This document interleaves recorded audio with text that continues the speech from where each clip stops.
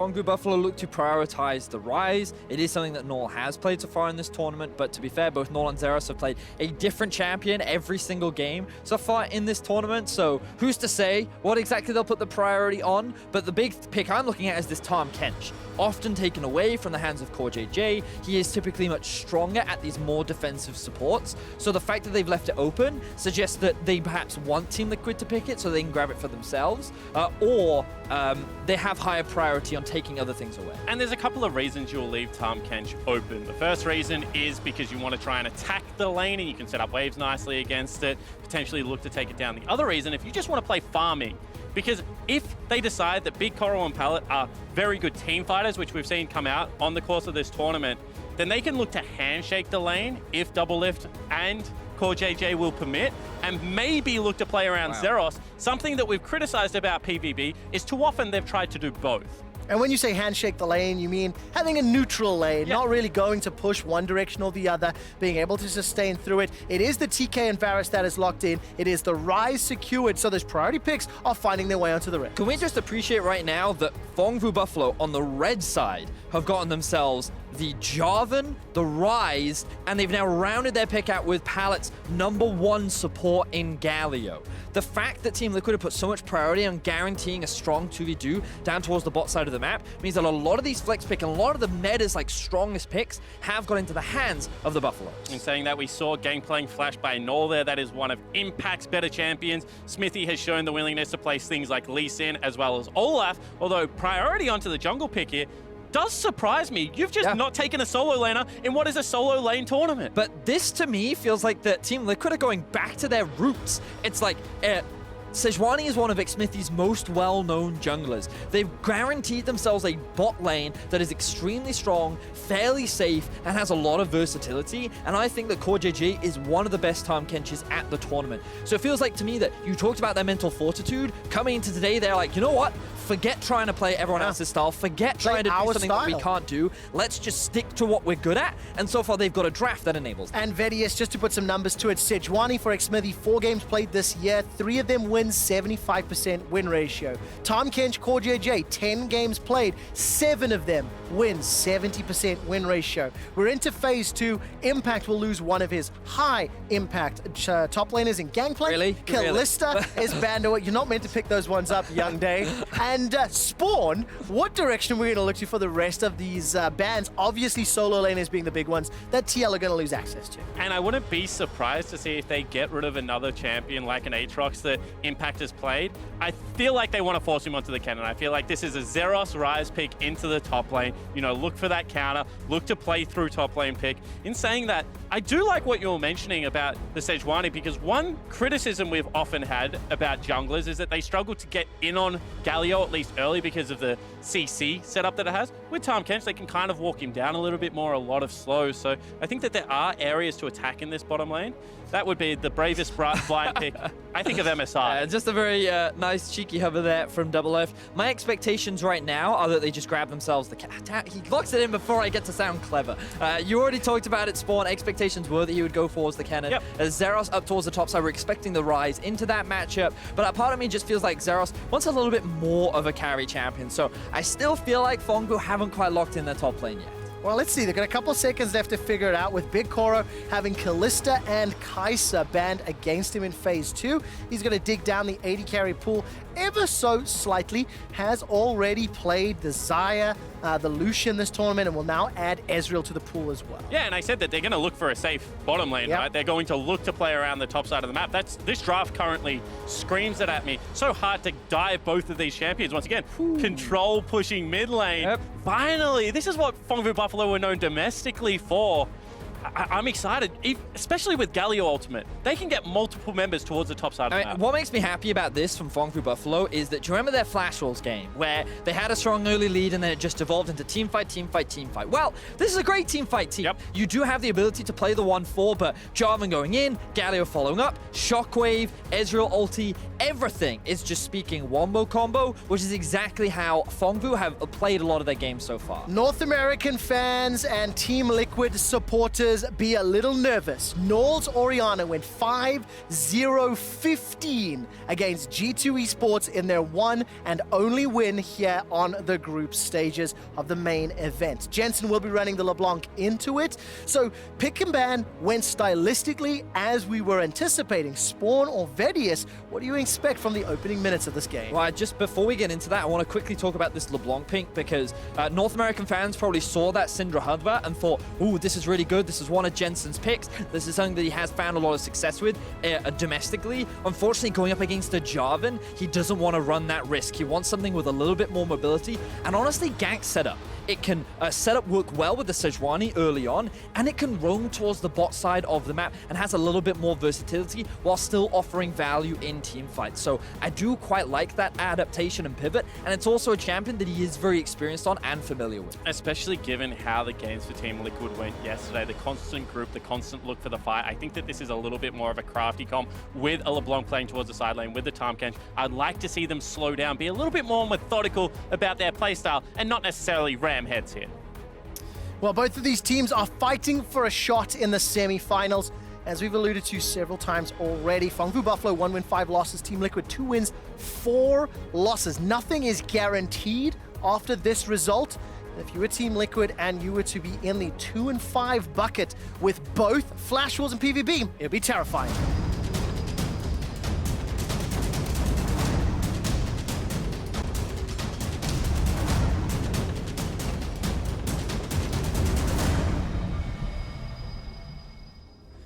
And welcome back, Phong Vũ Buffalo, champions of the VCS, taking on the North American LCS champions, Team Liquid.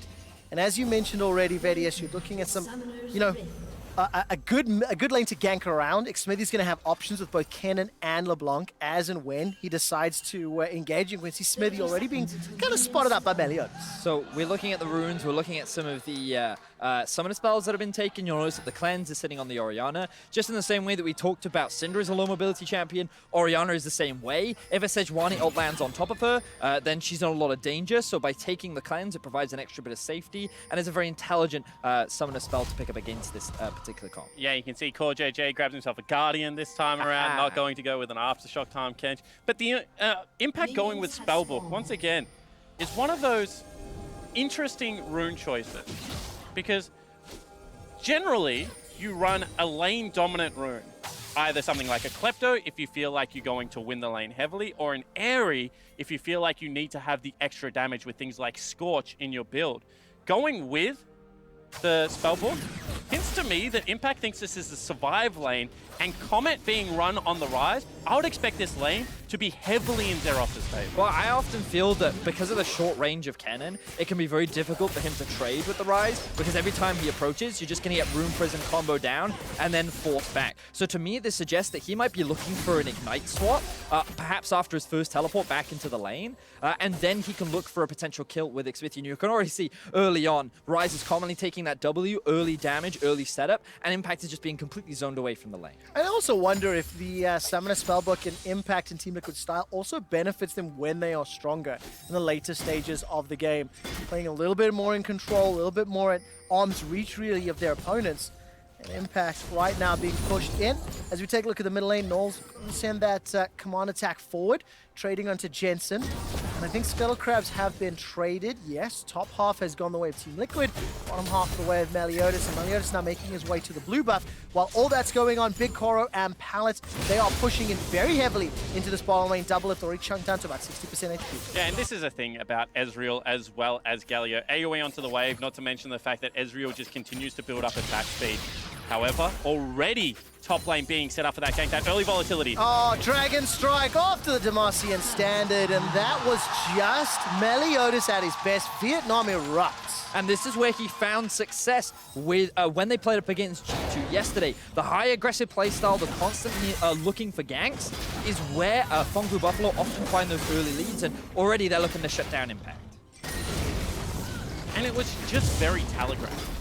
So I love the fact that Phong Vũ have picked the side of the map this time around, and they've said, you know what, this is where the action happens. The early heavy trades come out, the immediate path towards topside.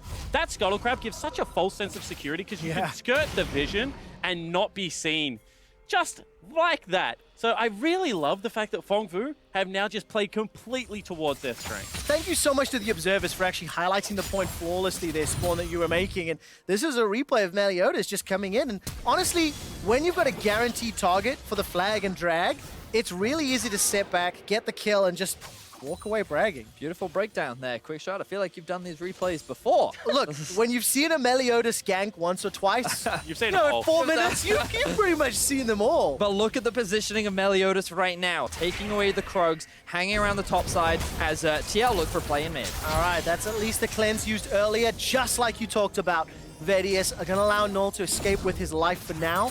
While that's going on, Xmithie starts to recall down in the river, and there is a control wall that's been placed up in the top, so Impact will get a little bit extra heads up next time Meliodas attempts. Just want to give props to Naul here. Notice how the farm is even when there is still a massive wave working toward Naul's tower. So he's actually been playing this early laning phase extremely well. He's been trading very aggressively up against Jensen, and while many consider LeBlanc to be this early lane dominant champion, the thing about Orianna is once you get the Q and the W points, you actually have a lot of extra damage in your autos as well, so you can bully around this LeBlanc up until around level 6, and that's when you need to start being careful. In saying that, Vedi, they have set up the gank at level 6 because they've already burnt the cleanse. You know, one more chain landing there with a level 6 on the LeBlanc or on the Sejuani. That's a very easy gank. So Team Liquid's also done their homework. They've invested in the right area, but unlike the top lane gank, this one just pays off in a couple of levels. Yeah, exactly. It's more about getting that interest to come through and then claiming on the interest.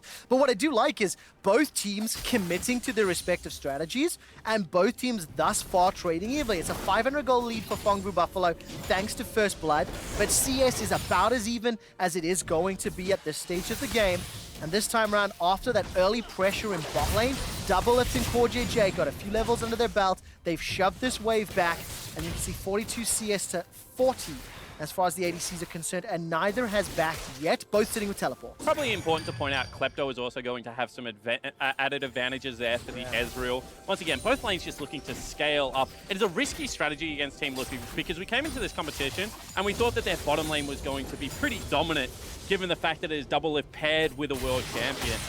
Potential gank now. All right, Meliodas once again. I'm looking for the flag and drag. The taunt comes in. That holds CoreJJ in place. The Devour Spit does come out, but Summoner Flash blown by CoreJJ. Oh! What was that damage? Piercing arrow, as well as the tongue lash, and that just absolutely obliterates Palace. And Phong Vũ Buffalo were not expecting that. Nor was I. DoubleLift finds himself a counter kill by Mac putting all those points in the queue. The early damage, something you have to respect, and this is why so many people praise CoreJJ's Tahm Kench, that extra survivability that it provides to the duo of DoubleLift as a play now being set up towards the top. There is no flash on Zeros. Slicing Maelstrom's available for impact. He's got flash up, throws down the stun, throws down the ulti. Xmithie's busy tanking up the tower, but there's no follow-up. Jensen wasn't there. Impact's now dropped low. It's a little bit sketchy, but it will finish clean as Jensen secures the kill.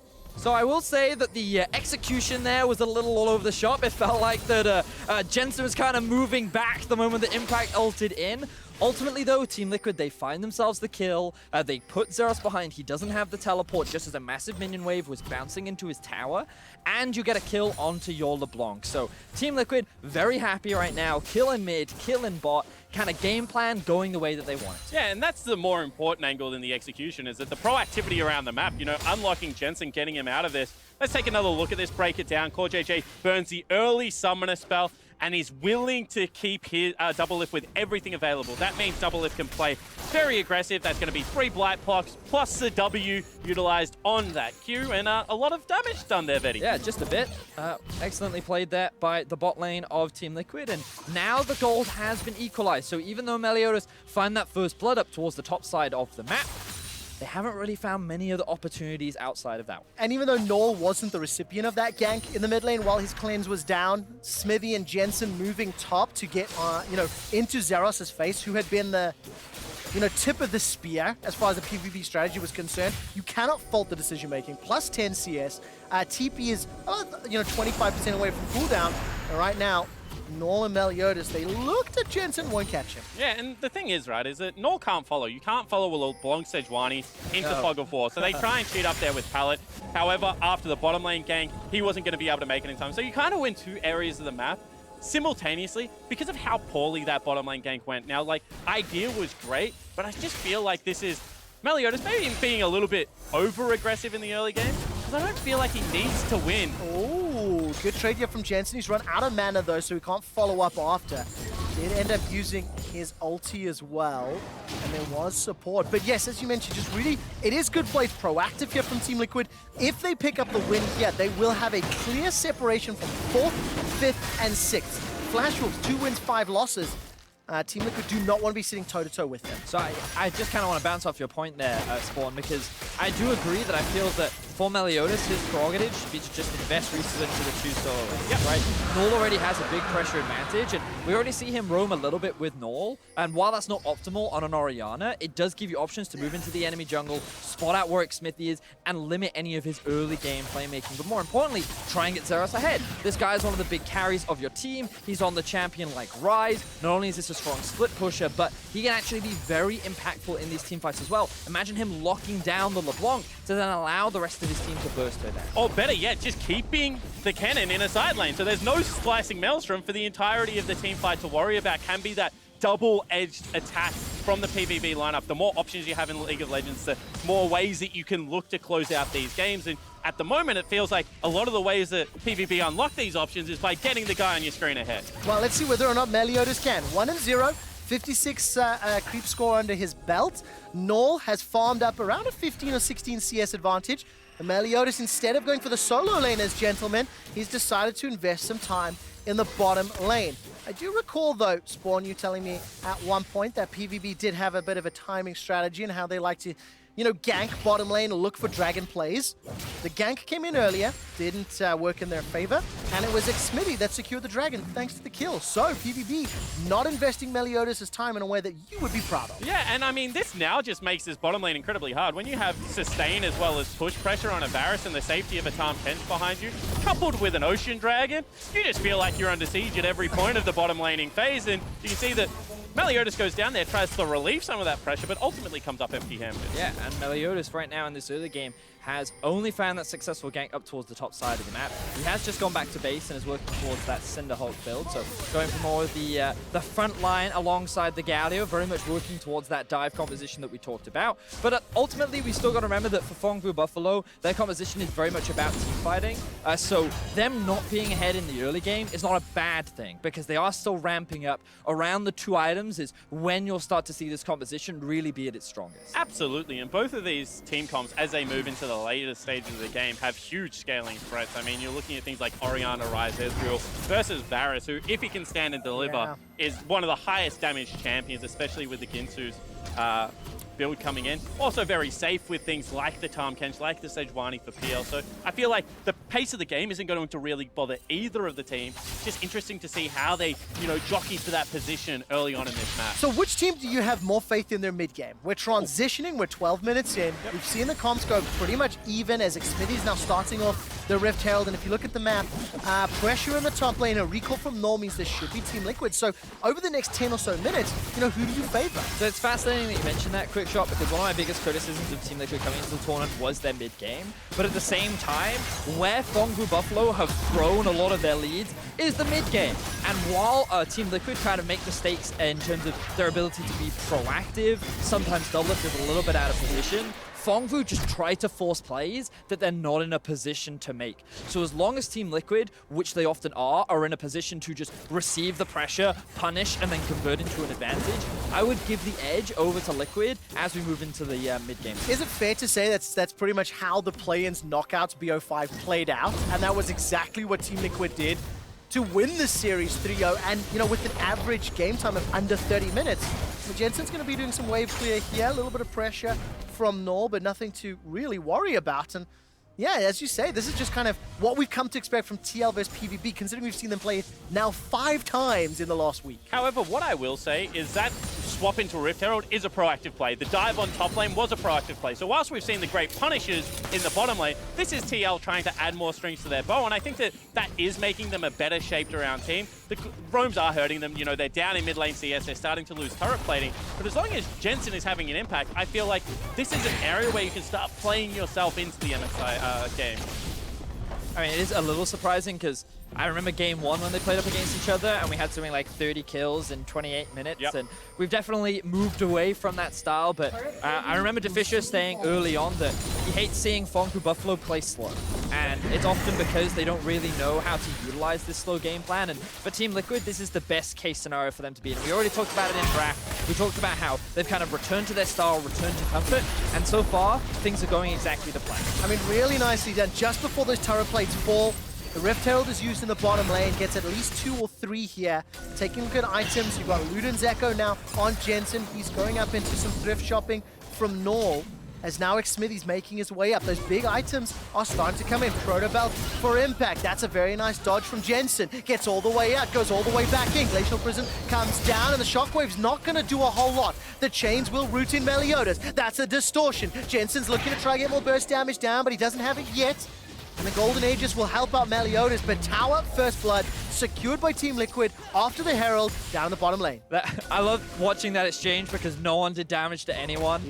Both mages were trying to hit the tanky junglers, and so no one ended up coming out on top. Everyone just ended up walking away, but that also meant that there was no pressure being applied towards the bot side of the map, which really allowed DoubleLift and CoreJJ to secure that tower. So much gold has been invested into the carry of Team Liquid, where DoubleLift is now 1,000 gold up on his lane counterpart. Yeah, now I want to see what they do with him, right? Do they park him mid lane? Is this a 1-3-1? Then where they're going to send Jensen into the longer lane? That's where Orianna starts to struggle. You know, do they look to play a little bit more with impact with that spellbook in the long lane and, you know, maybe send CoreJJ and DoubleLift top and still allow the kill threat for Jensen and Xmithie to exist? Because, you know, we keep talking about it, but when you're playing this proactively, when it looks like PVB are the ones playing on the back foot, TL just dictate everything at this stage. And that's going to be perfectly fine for Team Liquid and North America. They're very, very content after 15 minutes to be at this even footing, knowing that it has been TL after conceding the first kill that have made all the plays. 2 dragons to their name, both of them Ocean Drakes as well, going to be so valuable over the next, 10 or so minutes. DoubleLift has got that Blade of the Ruined King, got himself those Berserker's Greaves, and that can just park off in that middle lane to defend that tower and unlock Impact and Jensen in those side lanes if they so desire. And you just saw BigKoro expend his teleport to get top lane. Jensen looks aggressively onto him. This is a race against time. Who can come up with a kill earlier? Jarvan plus Orianna or the LeBlanc in the top lane? It's going to be very difficult for BigKoro to fend off Jensen, I feel. Lane assignments are a bit all over the place, but here we are, collapse on the Team Liquid. All right, Zeros is going to use that Realm Warp. True Shot Barrage comes down. CoreJJ's already flashed. He's still got Summon a heal. Pallet goes in with the ultimate. He's under the tower in a 4-on-2. CoreJJ escapes. Here comes Impact. Flashes forward. Instantly gets rooted and stunned down. That was a Maelstrom that did nothing at all. Jensen's waiting in the wings, though. He's distorted over. Flash forward. Beautiful stopwatch from Pallet. That will keep him alive. But now the tower is under pressure, and in what ends up being a lot of spells invested, nobody dies. The tower is at risk of crumbling, though, and this will be the second of the game. Now Naul, he steps far too far forward, uses the cleanse and the flash. It is not enough. Piercing arrow from DoubleLift picks up the kill. A little bit of a comedy of errors there. Team Liquid come out on top. And while it was Phong Vũ Buffalo that tried to force the fight, it is Team Liquid that walk away as the victors. They secure themselves the mid-tier 1. DoubleLift picks himself up another kill, and is simply a matter of Team Liquid doing what they did in the play-ins, doing what they did in the first round of groups, sit and wait and look to punish the Buffalo. It looked way better this time, though, when the DoubleLift and CoreJJ got jumped on by everything, and they didn't panic, they just walked away effectively. And this is the thing, right? As we get ready to check out a cool snipe again, in the race against time, you're never going to bet against PVB. They're just willing to pull the trigger. But as you mentioned, the absorption this time around, the comfort of something like the Tahm Kench, just looks like Liquid were prepared for this style of game, and they have been able to eke out those small advantages that are turning into that big snowball. It certainly is, and I loved, as you mentioned, Quickshot, the patient play from the side of Team Liquid. They knew they had the teleport advantage because they just watched BigKoro TP up towards the top side. They had Impact join the fight, and while he couldn't quite land that Maelstrom, he got enough poke and chip damage to force Phong Vũ Buffalo out of the fight, which then allowed Team Liquid to say, you know what, we have a numbers advantage. We have a flanking LeBlanc coming in. We can zone them off the tower, and at the very least, we can trade a kill for a tower. But then they knew they could go for more, and they never overstepped their bounds. They just played within their limits. And are now escalating that gold lead to 1K. Oh man, Team Liquid, they're just getting more and more comfortable, you know. 1,000 gold like you mentioned, 2 items coming in across the board, but every single thing PVB have done, Team Liquid had an answer for. And, you know, I want to commend the growth that we've seen here from Team Liquid, but as a viewer, I'm a little disappointed. I always like the high-tempo PvP games. I think it's where they shine a lot, and now Xeros is going to get stunned up.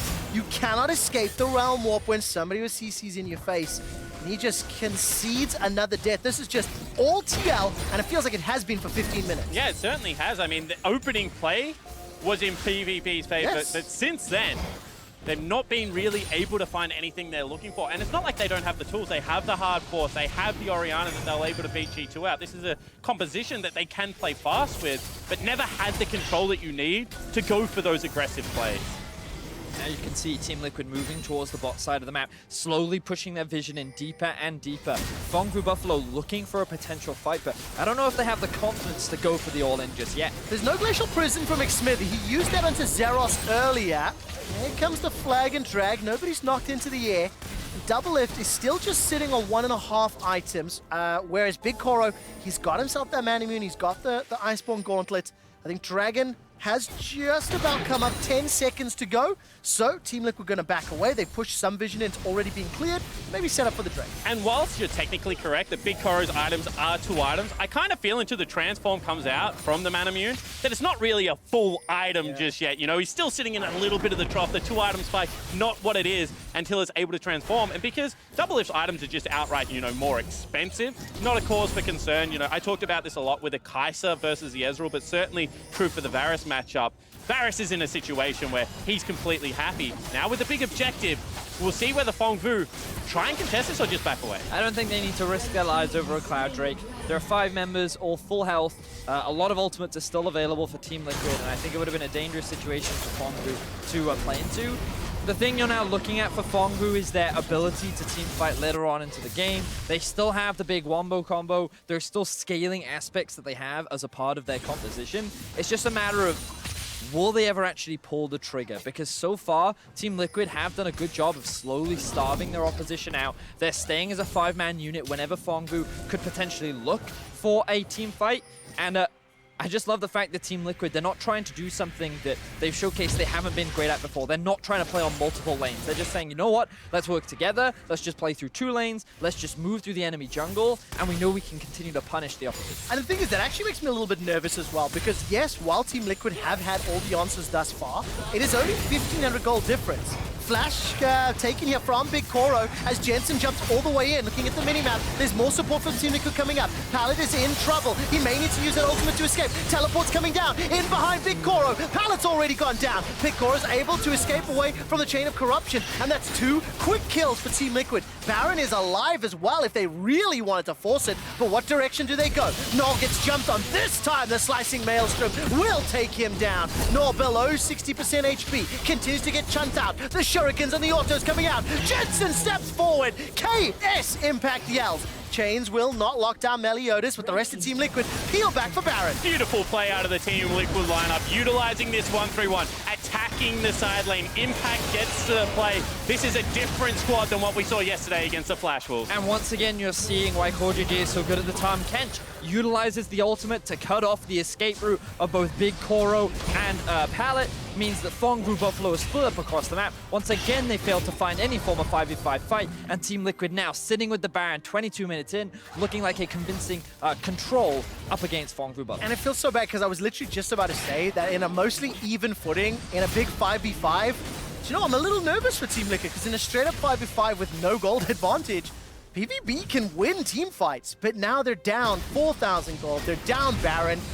Team Liquid already have a comp that can play multiple lanes, so now it starts to get incredibly difficult, and it all starts from this catch by Jensen and Xmithie. And what you have to concentrate on is the ability for the Tahm Kench and the Varus to make their way to the play before Orianna can even start moving. So even though this looks like a 2v2, it is a 4v2 in reality. Meliodas can't join here. There's nothing he can do. TL just have the numbers. Honestly, it's just a massive mistake from PVB. They're pushing in a lane with no tower. The top laner doesn't have teleport. The Orianna can't convert. And as you rightly said, there's no way for the jungler to join. So good awareness from Team Liquid, knowing which lane they can attack. And it's on the Baron side of the map. So even if they don't find those kills, they can just force the Baron anyway, because the Ryze can't join the fray. And this seems to be the problem with Ryze. When he's in the situation where he finally is starting to win the 1v1 split push, his team's just getting caught out of position. This is shades of what we saw in TL versus Flash Wolves yesterday, when it was actually Impact saying, hey guys, I can win the game in the split. This time they just go. Well, take a look at this. Realm Warp into Taunt. CoreJJ once again with all of his summoners. He keeps DoubleLift alive. Impact's come in from behind. Spellsize and Maelstrom's not available just yet. That's a 5-man stack. There's the Kennen ultimate. Impact goes golden. And he set Team Liquid up despite the 3-man shockwave. It's too little. It's too late. DoubleLift turns onto BigKoro. Here comes Jensen. Koro is down. Naul is running for his life, and Team Liquid, they get jumped on, but they finish the fight. Desperation takes over Phong Vũ Buffalo as they go for a last-ditch fight, but unfortunately they cannot pull it off. CoreJJ with the beautiful execution keeps his AD carry alive, and Team Liquid look for revenge as they shut down Phong Vũ Buffalo and look for a 5-0 record over the opposition. And you can see why the priority on the Tahm Kench ban has been there the entire time against Team Liquid. CoreJJ looks like a different player on the Toad in the bottom lane. Such an impressive performance. Every time there's a fight, he's just saving someone. Wow, that catfish spawn is definitely helping Team Liquid. And do you know what? Call him a toad. I know. I just read it's really salty about it right now. Shout outs to you guys. We know it's a catfish. We're doing this to troll you. But, I mean, when you take a look at team fights like this and you can see how the Kench is unbenched, 2v3, 2v4, and just zero panic from CoreJJ. I mean, honestly, like, if you're ever going to pick a fight, that's the best time to do it. Jensen is top side of the map with no teleport, and there are only 2 members sitting in mid, so they think that they can go for it.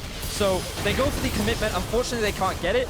Initially, this actually looked pretty good with the shockwave, but unfortunately, with no front line left to play around and the 2 carries being collapsed on by the 4 members of Team Liquid, there's very little that Phong Vũ Buffalo can do following up from the shockwave. And it's also just about positioning as well. If you don't have a front line standing on your side of the map, what are you retreating back to? What does your line of fire look like? And you can see that the champions of TL are just better, especially in the case of LeBlanc, of being able to traverse over terrain, being useless and play that harrying game. So it was a optimistic fight. I feel like Phong Vũ probably had to pull the trigger eventually against this comp, but now the bleed out, you know, especially without the flashes available, just continues. Yeah, and I mean, that's the gold lead extends 6,000 gold, 6 towers to 1. While this is going on, by the way, there's an engage in the bottom lane and the top lane. Zeros goes forward, but there's not enough support yet. Finally, Pallet arrives. While that's going on, BigKoro's taking out in the top lane. Chain of corruption starts to spread. Pallet's going to get locked down as the Cataclysm comes out. Zeros will fall after. It's a double kill for DoubleLift as Jensen picks up a 3rd. Impact got 1 in the top. Jensen's able to get away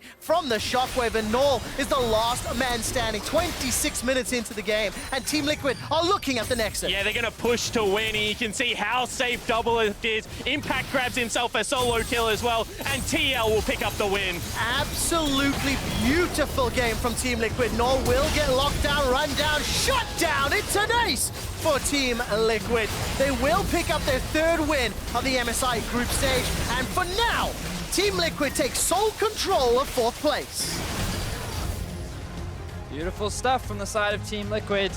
Expectations were that they would be the heavy favorites. They've already beaten this team 4 times. They now round that up to 5. And as we said at the beginning of the cast, it felt like that every time Team Liquid play against the same team, they only get better and better. And coming into this game, it was very clearly, we're going to play our style, we're going to play our way, forget the flex picks, we don't care about them, we just want what we're good at, and they demonstrated why they're so good at it. And I like the fact that they were so active on the map early, you know, getting into the top lane, helping Impact out. They seemed like a team that was very aware of what the game plan was going to be. They were able to have that counter pick.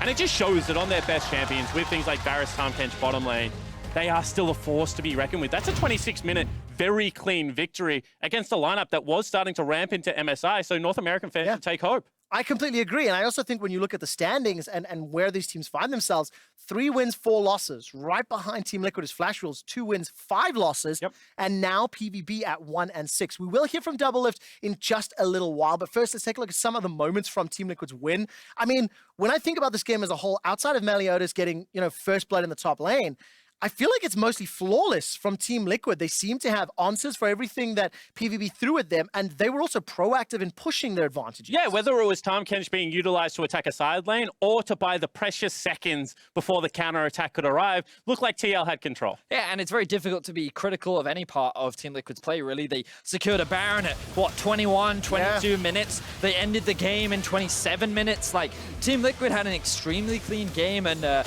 they just goes to show that this team can be proactive, and this was the best play of the whole game for me from Team Liquid, because they just had so much awareness of all of the positional mistakes from the side of Phong Vũ Buffalo, and they knew how much of an advantage they could gain off the back of it. They were on the map first, they had the correct vision set up, they had the timers of whether Zeros could join. That's a play of seconds, could go either way. And then Impact's confidence for a couple of times in this game to look for the one-on-ones also is a great sign that this is a team that is feeling themselves coming into the final couple of days. Definitely the case. And that very final team fight, we actually didn't see BigKoro going down to Impact, because I think if you look at the minimap, you will see Impact engage. The moment Team Liquid are like, we're being jumped on, I realize now actually BigKoro's TP was interrupted by Impact as well. And he burnt an Exhaust and an Ignite there to pick up the 1v1 kill. That's a good use of the spellbook.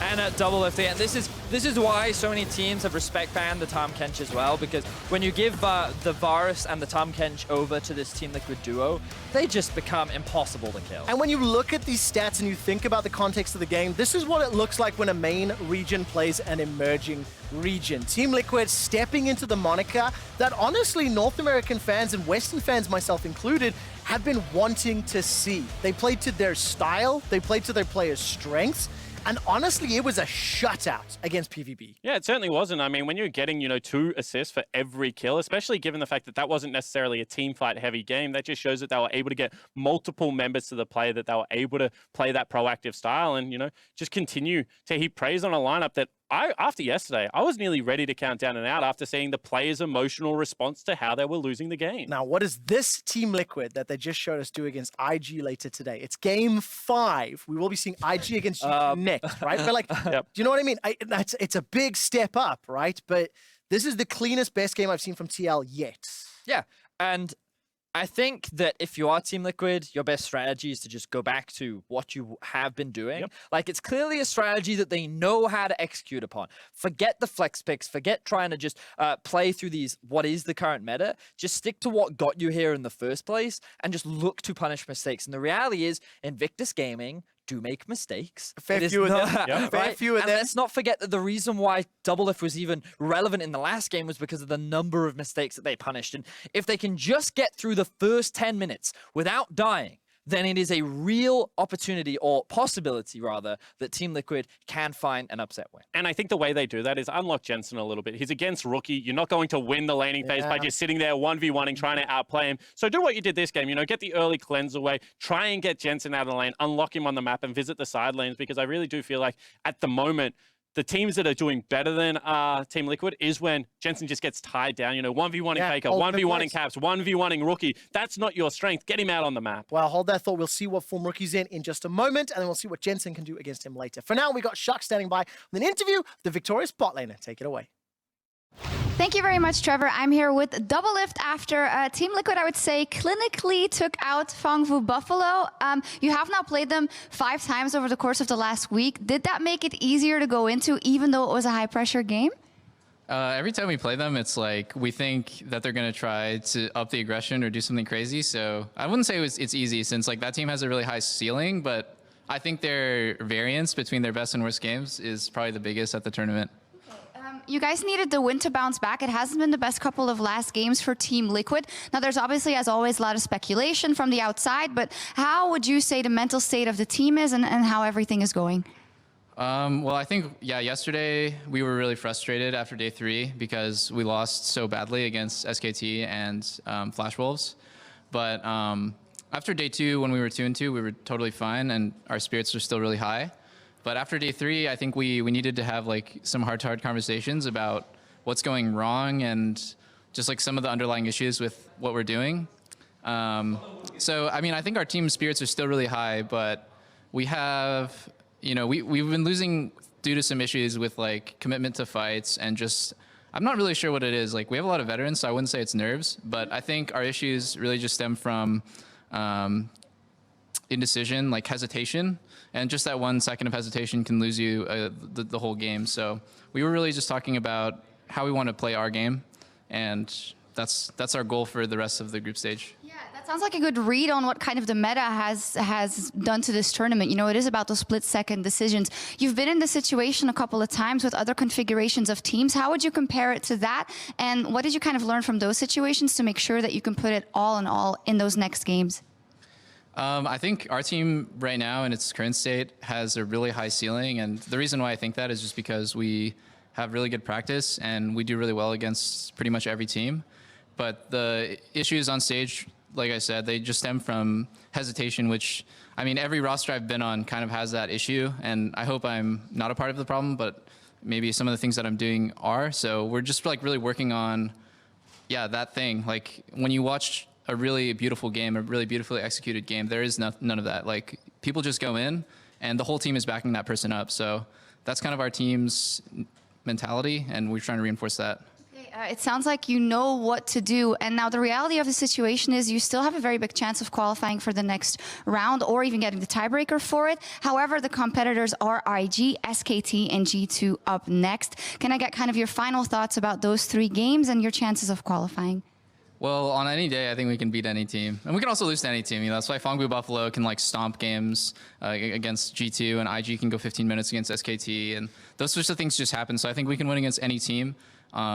And also, Faker, I was talking to him earlier today, and he said he wanted to meet me in the finals. So I'll meet him in the finals.